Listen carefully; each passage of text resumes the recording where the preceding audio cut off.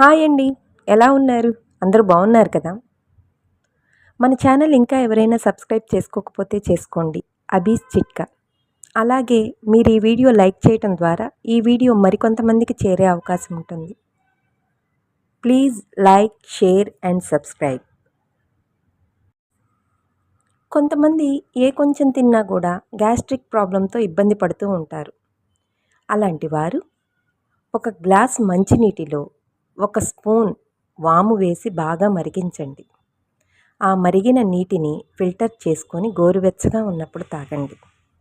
ఇలా తాగటం వల్ల గ్యాస్, ఎసిడిటీ సమస్యలు దరిచేరవు. అలాగే తిన్న ఆహారం జీర్ణమై మలబద్ధకం పోతుంది. కీళ్ల నొప్పులు, వాపులు ఉంటే తగ్గుతాయి. శరీరంలో అధికంగా పేరుకున్న కొవ్వు కరిగి అధిక బరువు తగ్గుతారు. అవసరమైన వారు ట్రై చేసి చూడండి.